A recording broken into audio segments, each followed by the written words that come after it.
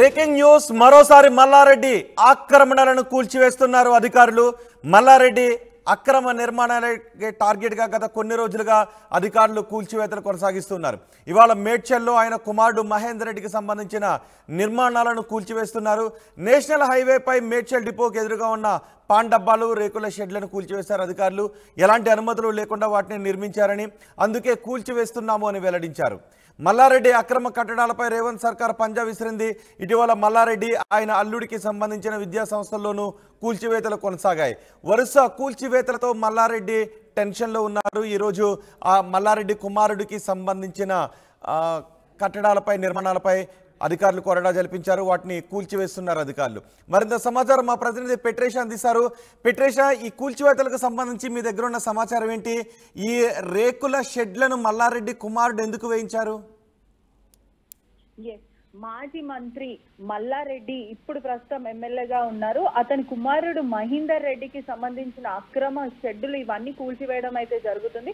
గత కొన్ని రోజులుగా మల్లారెడ్డికి చెందిన అక్రమ భూములు, అదే విధంగా కాలేజీలు, కుంటలు ఇవన్నీ కూడా కబ్జాలు అని చెప్పి దళితులు అయితే బయటికి వచ్చి మాట్లాడడం అయితే జరుగుతుంది. దీనిపైన ప్రభుత్వం కూడా అంటే రేవంత్ సర్కార్ ప్రధానంగా ఒక నిఘా అయితే ఉంది అని కూడా చెప్తున్నారు. పూర్తిగా అయితే అతన్ని టార్గెట్ చేసుకొని అతనికి ఉన్న అక్రమ భూములు మరి వాళ్ళ కుటుంబంలో ఉన్న అక్రమ భూములని ఇవన్నీ కూడా డిమాలిష్ చేయడం అయితే జరుగుతుంది. ప్రస్తుతం అయితే మేడ్చల్ ఏదైతే నేషనల్ రహదారి ఉందో ఆ రహదారికి ఆనుకొని మేడ్చల్ డిపో అయితే ఉంది, బస్ డిపో. ఆ డిపో దగ్గర అయితే రేకుల షెడ్లు, అది అక్రమంగా ఎటువంటి పర్మిషన్లు లేకుండా అక్కడ రేకుల షెడ్లో షాపులు నడిపిస్తున్నారు అని చెప్పి ఇక్కడున్న అధికారులు అయితే కూల్చివేయడం అయితే జరుగుతుంది. ప్రస్తుతం ఇది ఒకటే కాదు, మొన్నటికి మొన్న అతని కాలేజ్లో దుండిగల్ కాలేజ్లో కూడా అక్రమంగా కట్టుకున్నారు. అన్ని ఎస్టీఎల్ ల్యాండ్లు, అదే విధంగా ఎటువంటి పర్మిషన్లు లేకుండా ఇవంతా చేస్తున్నారు అని చెప్పి పూర్తిగా అధికారులు మాత్రం ఒక ప్రత్యేక నిఘా ఉందని మాత్రం అయితే తెలుస్తుంది.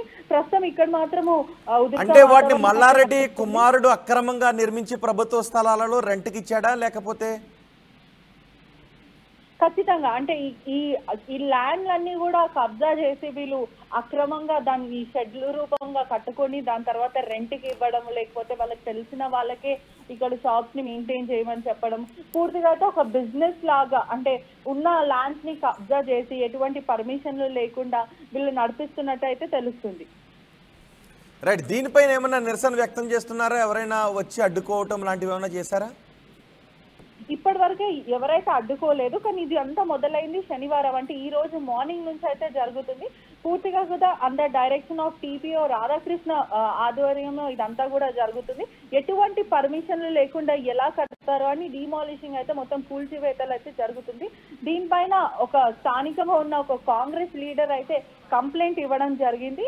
ఇల్లీగల్ గా కన్స్ట్రక్షన్ నిర్వహిస్తున్నారు ఇక్కడ అని చెప్పడంతో వెంటనే అధికారులు వచ్చి దాని మొత్తం పూర్తిగా ఎగ్జామినేషన్ చేసి అసలు ఏం జరుగుతుందని తెలుసుకుంటే ఇది పూర్తిగా కూడా అక్రమంగా కట్టుకున్నారు, ఇదంతా ప్రభుత్వ ల్యాండ్స్ అని వాళ్ళు ప్రకటించడం అయితే జరిగింది. రైట్ పెట్రిషా, మరోసారి మల్లారెడ్డి ఆక్రమణలను కూల్చివేస్తున్నారు అధికారులు. మల్లారెడ్డి అక్రమ నిర్మాణాలకి టార్గెట్ గా గత కొద్ది రోజులుగా కూల్చివేతలు కొనసాగుతున్నాయి. ఇవాళ మేడ్చల్లో ఆయన కుమారుడు మహేందర్ రెడ్డికి సంబంధించిన కొన్ని నిర్మాణాలను అధికారులు కూల్చివేస్తున్నారు. నేషనల్ హైవేపై మేడ్చల్ డిపోకి ఎదురుగా ఉన్న పాన్ డబ్బాలు, రేకుల షెడ్లను అధికారులు కూల్చివేశారు. ఎలాంటి అనుమతులు లేకుండా వాటిని నిర్మించారని అందుకే కూల్చివేస్తున్నట్టుగా అధికారులు వెల్లడించారు. మల్లారెడ్డి అక్రమ కట్టడాలపై రేవంత్ సర్కార్ పంజా విసురుతోంది. ఇటీవల మల్లారెడ్డి ఆయన అల్లుడికి సంబంధించిన విద్యా సంస్థల్లోనూ కూల్చివేతలు కొనసాగాయి. వరుస కూల్చివేతలతో మల్లారెడ్డి టెన్షన్లో ఉన్నారు. కూల్చివేతలపై మల్లారెడ్డి మాట్లాడారు. ఆయన ఏం మాట్లాడారో చూద్దాం.